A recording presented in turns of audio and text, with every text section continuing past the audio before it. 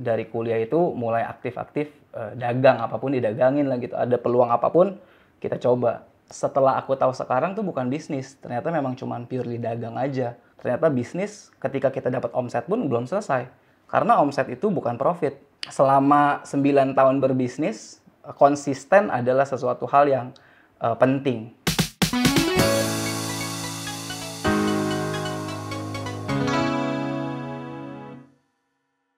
Meskipun bukan berasal dari kalangan elit, bukan berarti peluang kesuksesan beliau jadi terhimpit. Melangkah dari dunia marketing hingga menjadi seorang entrepreneur dan investor, keberhasilan beliau membuktikan bahwa dengan kemauan yang kuat, segala hal dalam hidup dapat tercapai.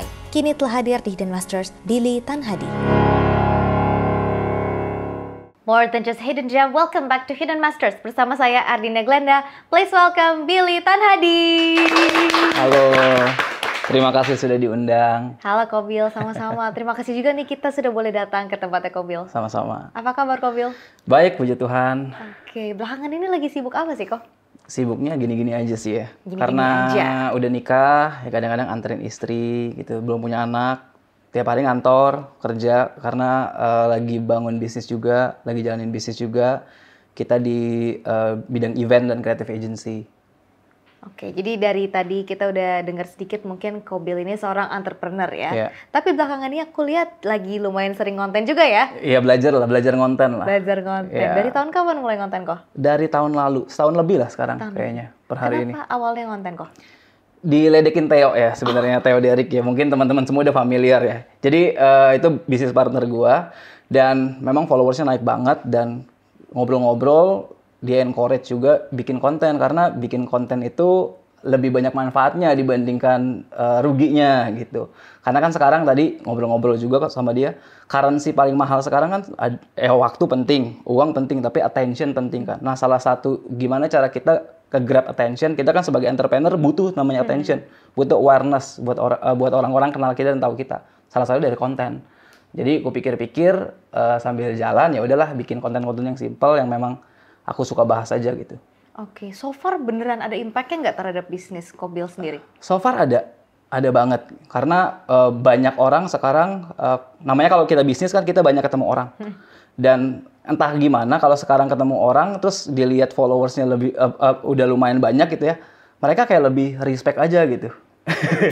Lucu juga gitu. Oke, ada plus minusnya lah Ada ya. plus minusnya. Tapi diambil positifnya ya kok ya. Betul. Tadi sempat mention hal-hal yang disuka dibahas di konten. Apa aja yang disuka tuh kok? Ngomongin tentang finance, karena basic, aku juga invest di saham juga kan, lebih ke fundamental. Jadi ngomongin personal finance nggak jauh-jauh, investment instrumen, terus ya berbau-bau finance yang lagi hot. Terus ngomongin personal development juga, ngomongin bisnis juga. Kurang lebih seputar-seputar itulah.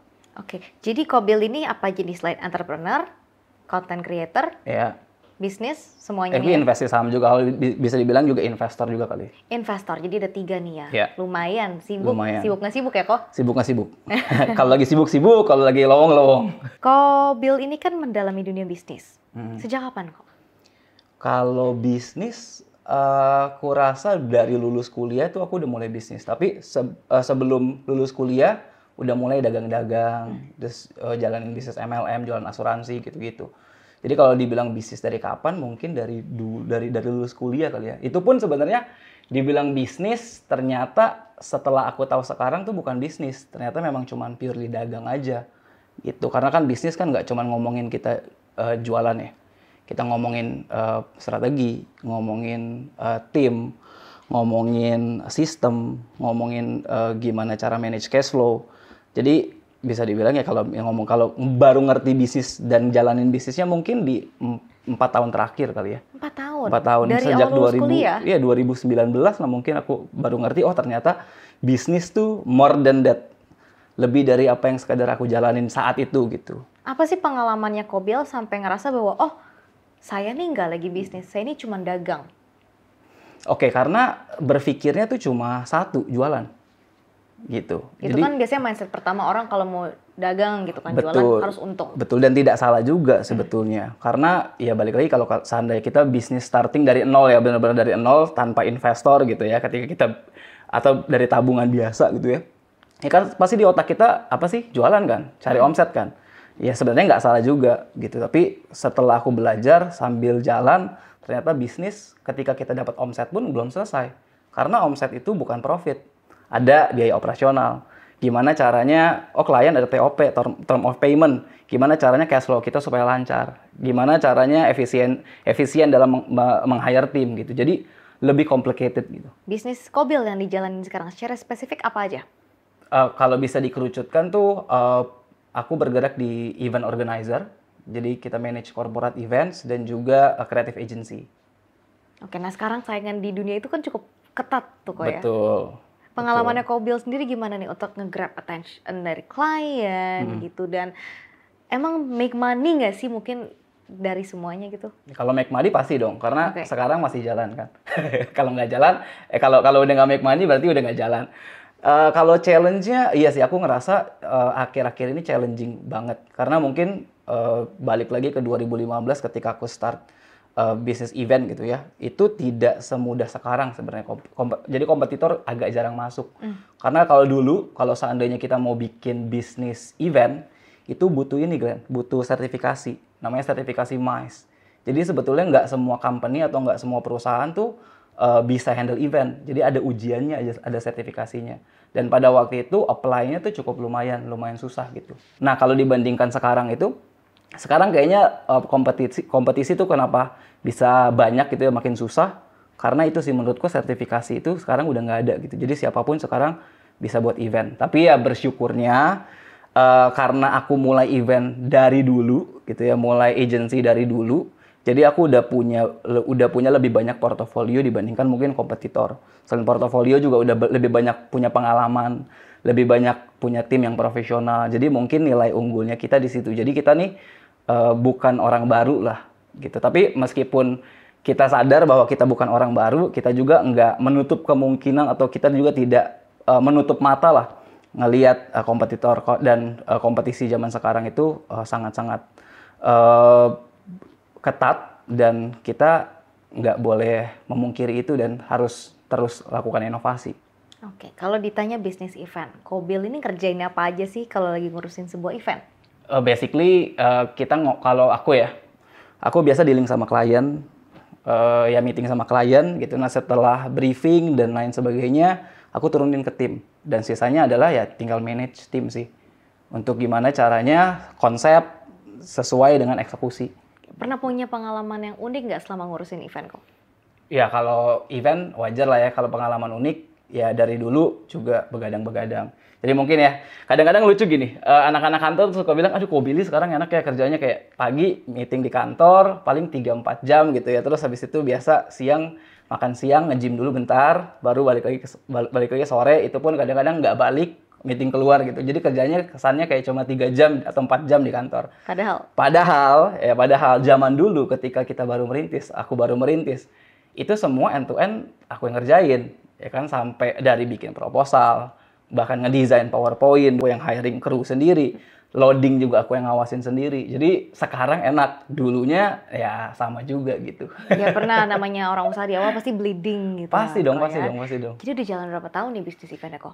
Event dari 2015 aku start. Hampir 10 tahun? Iya, 9 tahun ini. Klien yang paling aneh apa kok?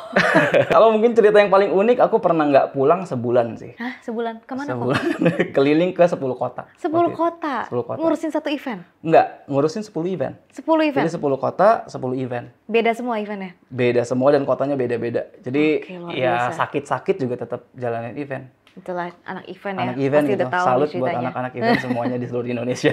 Oke, nah mungkin nih yang orang pengen tahu, dari semua capek-capekan, sakit-sakitan, omset seorang entrepreneur event itu berapa per bulan sih kok? Ini pertanyaan hot ya. Iya ya. Kalau omset balik lagi beda-beda, karena tergantung tempat, tergantung klien gitu ya. Tapi kalau seandainya ditanya paling besar berapa? Paling besar. Puluhan ada lah. Puluhan apa nih? Puluhan ribu, puluhan M. Puluhan M iya. sebulan. Tapi balik lagi puluhan M itu bisa jadi misalkan itu bulan ke-6 atau bulan ke-7 gitu. Tapi misalkan bulan seterusnya 8, 9, 10-nya kita nggak ada eventnya. Itu ya kenyataan kan? Ya? Nah, itu kenyataan guys. Karena bisnis event itu nggak bisa kita bilangnya per bulan. gitu ya. Jadi harus nangkep ya. Jadi kalau kita pengusaha event itu kita pasti hitungnya per tahun. Karena bisa jadi kayak kemarin misalkan let's say Lebaran. Lebaran itu kita nggak mungkin bikin event kecuali event Lebaran gitu. Yes. Kalau aku kebetulan kalau Lebaran itu lebih baik puasa sebenarnya. Gitu. Jadi itu aja before Lebaran nggak produktif. Bulan Lebaran nggak produktif.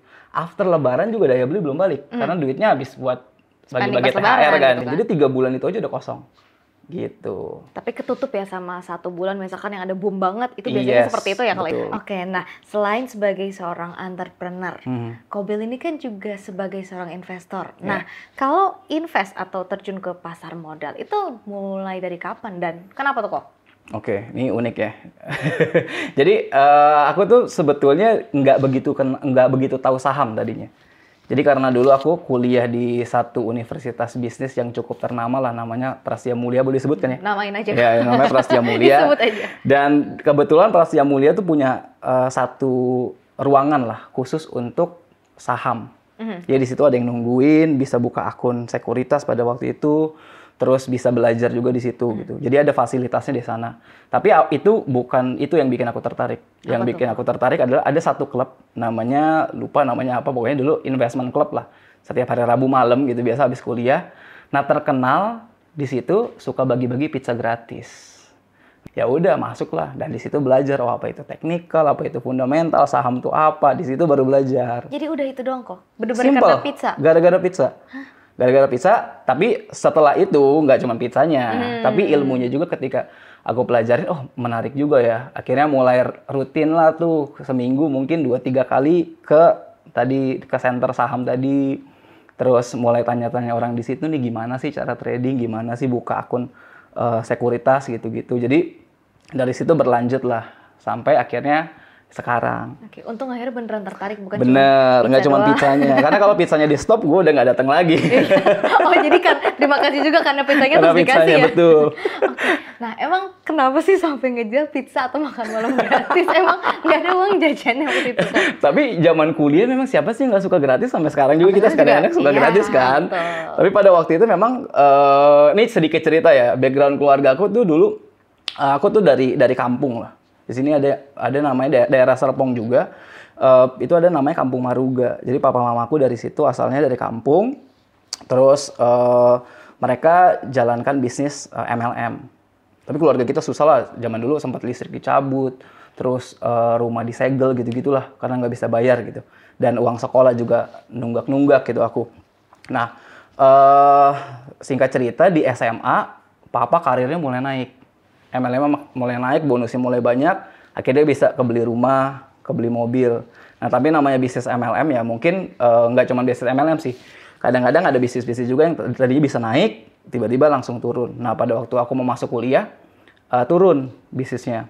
Akhirnya papa sampai jual mobil, karena waktu itu udah terlanjur daftar Prasmul, diterima pula kan. Puji Tuhan juga sih, tapi ya harus ada yang dikorbankan, mobil dikorbankan. Akhirnya jual mobil, aku bisa masuk kuliah, tapi karena aku udah ngeliat papa jual mobil gitu ya, terus aku bilang ya udahlah, aku coba usahakan untuk duit jajan, nggak minta, uang kuliah juga gitu. Jadi dari kuliah itu mulai aktif-aktif dagang, apapun didagangin lah gitu, ada peluang apapun kita coba gitu. Makanya mungkin pizza itu menjadi sesuatu hal yang berarti buat aku waktu itu kan. Oh, ternyata artinya cukup dalam nih ya. Cukup dalam. Nah, sambil berjalannya waktu, kenapa pada akhirnya Kobili bener-bener tertarik sama yang namanya saham? Jadi sebenarnya perjalanan sahamku tuh dimulai dari trading. Karena pengennya pikirnya dapat uang cepet kan. Cepet lah ya. Tapi kenyataannya malah rugi cepet. Rugi cepet. Dan aku ngerasa, oh kayaknya aku nggak cocok nih ilmu teknikal. Nggak cocok nih trading saham. Kira-kira apa ya, karena kan dari dulu aku harus jualan, mikirnya udah pengennya bisnis gitu ya. Tapi saham ini bisa jadi salah satu apa ya, mungkin tambahan lah. Pada waktu itu aku pikirnya tambahan penghasilan. Tapi apa yang pasif ya? Kuncinya itu, pasifnya itu. Oh kalau pasif, lu harus analisanya fundamental. Karena kita ngamatinya pun nggak harus tiap hari gitu kan. Akhirnya aku belajar tuh tentang fundamental lebih dalam lagi. Tapi setelah sambil jalannya ini sambil bisnis jalan, sambil bikin event, punya uang, mulai invest lebih besar sambil belajar. Nah, jadi pada waktu itu sekarang mungkin banyak ya kalau ilmu-ilmu saham di luar sana gratis gitu-gitu. Kalau zaman dulu tuh ilmu saham mahal banget. mahal banget. Jadi aku sering tuh keliling-keliling buat belajar-belajar saham gitu, dari Indo sampai dari Singapura pada waktu itu ikut-ikut juga gitu. Jadi belajar tentang saham, terutama fokusnya lebih ke fundamental gitu. Sampai akhirnya di 2018 ketemu lagi tuh sama Theo Derek. Theo Derek tuh teman kuliah. Jadi sama-sama susah juga, dia ternyata dulu susah juga. Jadi sama-sama nih kesusahan menyatukan kita gitu. Dan akhirnya ngobrol-ngobrol lagi sama Theo, dia juga masih invest saham, aku juga invest saham. Ya kenapa nggak kita workshop bareng yuk, cari-cari. Ya gitu, jadi dari 2018-2017 itu kita mulai aktif tuh keliling-keliling. Cari ilmu-ilmu saham, yang fokusnya terutama di fundamental. Gitu, sampai akhirnya 2019, kita punya temen tuh ada yang lumayan struggle hidupnya, pengen belajar saham juga. Nabung-nabung, ada waktu itu kelas saham harganya kalau nggak salah 5-6 juta lah. Gitu satu hari, acaranya di hotel bagus. Akhirnya dia ngumpulin uang, ikut. Nah pada waktu itu aku nggak ikut nemenin. Karena menurutku dia sama teknikal soalnya. Aku udah nggak gitu tertarik sama teknikal, pengennya dalemin fokusnya ke fundamental aja. Cuman waktu itu Theo temenin, temen kita tuh satu, dan selesai acara Theo telepon, Bill, ini kelasnya, sorry tuh saya sampah, harga 5 juta, ini harga 100.000 aja gue nggak mau bayar. Ya udah kan ngobrol-ngobrol telepon, gimana kalau kita bikin deh yuk.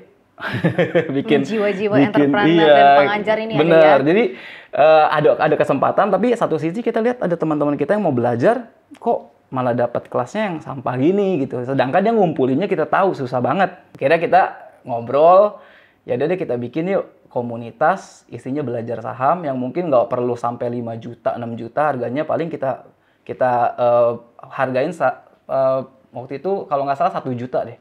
1 juta, tapi gimana supaya kita nggak terlalu mahal, ya kita di coffee shop aja. So namanya kita sebut jadi Coffee Meets Stocks. Jadilah. Tahun berapa itu kok? Itu 2019 awal. Sampai sekarang ya? Sampai sekarang. Oke, awalnya jadi berhasil mengumpulkan berapa orang Awalnya di pertemuan pertama tuh? Awalnya tuh kita kumpulin teman-teman semua. Jadi dari Instagram Story waktu itu sama broadcast ya kalau nggak salah waktu itu. Kita kumpul kalau nggak salah 50 orang pertama. Lumayan. Ya, puji Tuhan koneksi aku sama Theo mungkin lumayan ya. Jadi tiba-tiba kekumpul 50 itu udah duit 50 juta kan. Kalau dihitung kan 50 juta kan. Terus wah ini berarti bisa jalan nih. Ya udah kita jalankan. Dan sejak 2019 awal itu setiap sebulan sekali itu kita ngajar-ngajar di coffee shop. Dari 50 orang sampai sekarang udah berapa member ya kok? Kalau di total tuh kita udah ada 60.000 ya orang yang pernah ikut kelas kita. Ya. Jadi itu semua ya total ya? Dikumpulkan dari 2019 sampai hari ini gitu, udah 5 tahun berarti. Awal-awal kan kita paling ke satu kelas itu di coffee shop paling 10 sampai 20 orang.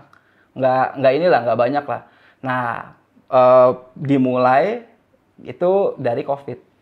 Dimulai dari Covid 2020 bulan Maret, kita masih ada peserta saham yang memang mau ikut kelas tapi kan nggak bisa offline kan. Akhirnya kita mulailah berkenalan sama yang namanya Zoom. Nah, kita ngajar lewat Zoom, ternyata efektif juga ya. Dan pada waktu itu belum banyak lah orang-orang yang ngajar lewat Zoom. Dan kita salah satunya mungkin. Kita pelajarin, akhirnya kita coba buka deh yuk, perkenalkan Coffee Meets Stocks ke kayak orang yang lebih banyak gitu. Dengan cara apa? Bikin seminar gratis. Akhirnya kita bikin seminar gratis, setiap bulan rutin. Setelah itu kita funneling, kita jualan kelas yang berbayar, habis itu funneling lagi kelas berbayar yang lebih mahal lagi gitu. Sampai waktu itu, kelas paling mahal kita yang berbayar itu 2,5 juta satu kali kelas. Dan pada waktu itu nyari uang lewat jualan kelas tuh lumayan legit ya, karena uniknya gini, kita dulu di Zoom, sekali Zoom bisa 200 orang tuh kelas yang berbayar. Kali aja coba 200 orang, kali 2,5 juta, itu kan berapa? Dan cost-nya kita pada waktu itu hampir nggak ada, paling cuma cost Zoom. Zoom aja kita nggak langganan, Zoom aja kita sewa pada waktu itu. Jadi ya cost-nya bisa kita bilang hampir nol, semua margin. Gitu. Jadi pada waktu itu jadi luar biasa enak ya jualan kelas. Akhirnya kita lakukan terus sampai kemarin 2022 kalau nggak salah kan market saham drop ya. Akhirnya kita tutup kelas kita cuma buka membership aja ke beberapa orang gitu. Jadi benar-benar balik lagi ke community. Karena kan pada waktu 2020 kan bisnis eventku juga mati. Ya kan, Theo juga bisnis eventnya mati.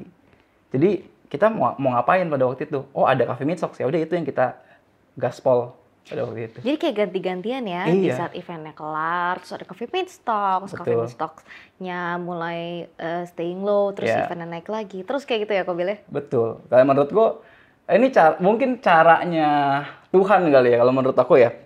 Karena aku juga nggak planningin, siapa sih yang planningan ada COVID? Aku juga nggak pernah planningin Coffee Meets Talks akan ada database sekarang hampir lebih dari 60.000 orang gitu. Nggak pernah bayangin kita bikin kelas segitu ramenya, segitu lakunya pada waktu itu.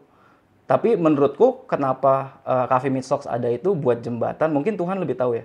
Buat jembatan ketika aku nggak ada event, udah nggak ada proyek lagi, di tahun 2020 COVID, ada Coffee Meets Talks untuk jadi jembatan, untuk jadi ibaratnya penyambung hidup kita, sampai event bisa jalan lagi. Timingnya bener-bener pas, ketika saham mulai downtrend, turun lagi trafiknya, event boleh jalan lagi. Event boleh jalan lagi, kita gas lagi di sana. Itulah namanya misteri rezeki Tuhan ya. Itu, betul. Kalau dicibir orang, ih jualan kelas. Tanggapan Kobil gimana? Nggak apa-apa lah selama kelasnya laku ya. Nggak bercanda, menurutku gini. Selama kelasnya bermanfaat buat orang lain, selama kelasnya tidak membodohi masyarakat, selama kelasnya memang berkualitas, sah-sah saja. Dan ketika orang ikut kelas tersebut, mereka merasakan impact-nya. Nah, yang salah kan yang seperti temanku ikut itu. Bayarnya 5 juta, ilmunya even 100.000 nggak sampai. Nah, itu kan namanya membodohi gitu. Nah, Kobil mungkin boleh spill sedikit nih sebagai seorang investor dan udah punya Coffee Meets Talks juga gitu. Apa sih yang Kobil lihat dalam screening atau pemilihan saham investasi? Karena aku fundamentalis, jadi prinsipnya beli saham kan sama dengan beli perusahaan kan. Jadi aku selalu make sure bahwa perusahaan yang pengen aku beli, aku ngerti bisnisnya, profitnya bagus. Jadi seperti kayak kita mau beli bisnis lah. Kayak misalkan Glenda nih, Glenn invest dong di perusahaanku nih. Misalkan IO nih, event organizer. Yang kamu tanya biasanya apa? Profit nggak? Profit nggak, ya kan? Terus harganya berapa? Murah nggak? Terus ya cost-nya berapa setiap bulan? Gitu, revenue ya dan lain sebagainya. Kurang lebih pertanyaan-pertanyaan yang seperti itu yang aku biasa list ketika aku analisa sebuah saham. Jadi aku selalu lihat fundamentalnya, orang di balik itu siapa, gitu. Grupnya bagus atau enggak. Kalau grupnya ada yang desas-desus yang kurang oke, aku lebih baik hindari. Gitu. Jadi kesehatan perusahaannya, kesehatan grupnya atau ownernya, sama mungkin valuasinya kali ya. Oke. Jadi Kobil nih kayaknya cukup konservatif ya. Iya. Ada banget. sektor-sektor pilihan atau favorit? Banking pasti. Terus industri-industri yang lain sebetulnya yang aku ngerti bidang bisnisnya aja sih, beda-beda. Kadang-kadang pernah masuk juga konstruksi, gitu. Masuk juga ini molding sarung tangan, mungkin ada yang tahu juga tuh. Ya. Pernah profit di 2022 kalau nggak salah Iya, ya. dan kemarin naik lagi gitu ya. Oke. Molding sarung tangan. Sisanya sih, sisanya ganti-ganti. Tapi yang selalu aku pegang, banking selalu aku pegang. Oke. Nah kalau banking ini tipe Kobil hold forever nggak? Atau jual juga nih? Enggak. Kan kemarin jatuh gitu kan kita tahu pada kepleset. Ya aku lebih ke lihat timing kali ya. Kayak dulu, ini aku spill aja karena aku udah jual juga. Pada waktu itu BNI. Jadi di 2019 itu aku invest di BNI, aku masuk itu di angka 7 ribuan. BNI 7 ribu, hampir 8 ribu lah aku invest. 2019, COVID kan. COVID sampai ke angka 3 ribuan kalau nggak salah. Waduh, 50% lebih. Nah, pada waktu itu untungnya di angka 5 ribuan aku average down. Angka 4 ribu aku average down. Sampai kemarin average-nya kalau aku nggak salah ingat di 5 ribuan. Gitu, di 5 ribuan. Akhirnya tunggu kemarin sampai di harga 10 ribu ya. Kalau nggak salah kemarin sebelum dia stock split. 10 ribu ya akhirnya beggar pertama aku dari situ tuh. Dari BNI. Kobil ada pesan nggak sih buat teman-teman investor dan juga entrepreneur yang baru aja mau mulai di luar sana? Oke. Ini balik lagi ini opini aku pribadi gitu ya. Kalau untuk para investor di luar sana, apalagi buat anak-anak ini ya Gen Z atau Gen Z gitu ya, yang pengennya untung-untung cepet gitu. Menurutku ya aku itu nggak salah juga karena aku pun awalnya masuk ke dunia pasar modal ini karena itu juga alasannya. Tapi percaya deh, untung itu nggak ada yang cepet. Kalau seandainya sekarang kita bisa untung cepet, ya mungkin tinggal nunggu waktunya buat rugi. Karena itu yang aku alamin gitu. Jadi yang paling penting sebetulnya kenapa kita perlu investasi adalah kita perlu tahu bahwa waktu kita terbatas, terus pekerjaan kita juga ya setiap hari gini terbatas gitu ya. kita butuh bukan hanya bekerja buat uang, tapi uang yang bekerja buat kita. Salah satunya apa? Salah satunya di instrumen investasi. Jadi jangan berharap untuk kaya cepet dari investasi. Karena aku ngeliat sekarang konten rame banget. Betul. Oh bisa 2 tahun bisa dari nggak punya rumah mewah. Oh 2 tahun dari nggak punya mobil, beli Ferrari, beli Lamborghini. Ya mungkin ada beberapa orang yang bisa melakukan itu. Tapi percaya deh, sedikit banget. Gitu. Jadi mungkin pesannya buat para investor di luar sana yang investasi di instrumen apapun saat ini, jangan keiming-iming kaya cepet. Gitu. Kalau buat pebisnis, balik lagi nih, menurutku selama 9 tahun berbisnis, konsisten adalah sesuatu hal yang penting. Gitu. Karena bisa jadi ketika kita ketemu orang saat ini, belum tentu deal saat ini. Bisa jadi 5 tahun lagi baru deal. Jadi jangan lupa konsisten. Konsisten, nama baik itu nomor 1. Karena kita bisnis nggak pengen cuma setahun 2 tahun, tapi jangka panjang.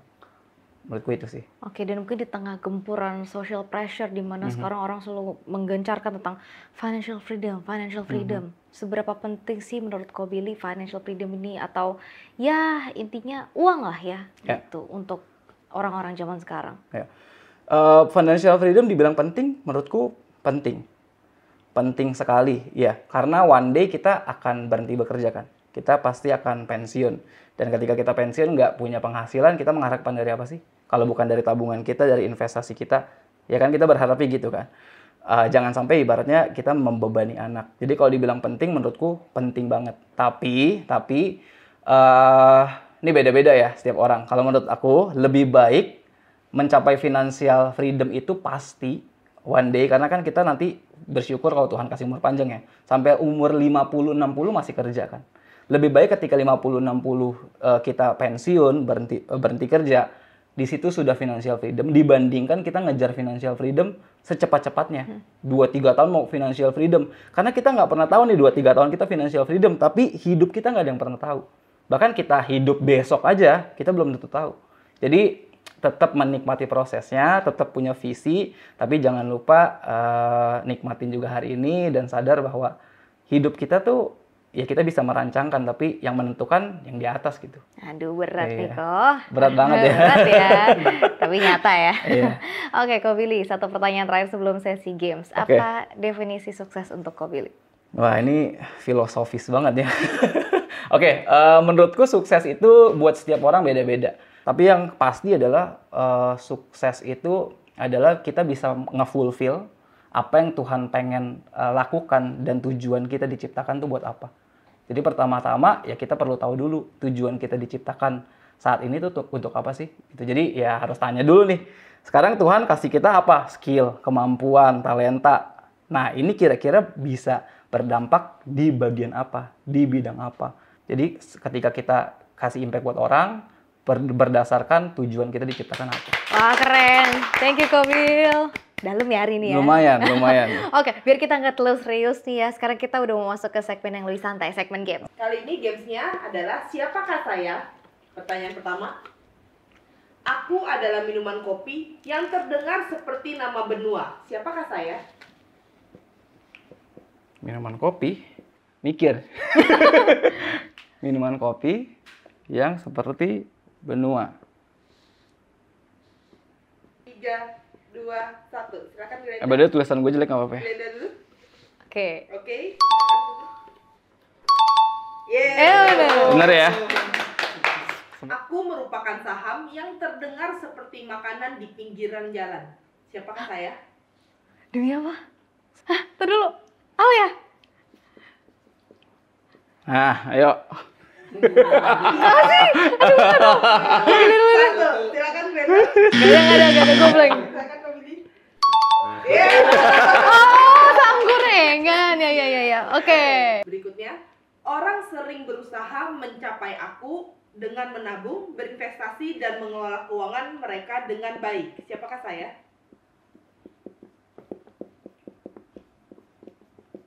Tiga, 2, 1. Silakan Glenda. Oke. Silakan Ko Billy. Aku sering membagikan konten tentang entrepreneur dan punya branding koko realistis. Siapakah saya? Shout Kalau out. salah ya. Ini kayak bareng-bareng aja deh. 3, 2, 1. Oke. Ya. Oke. Thank you Kobil buat waktunya. Sama-sama. Terima kasih udah datang, udah diundang.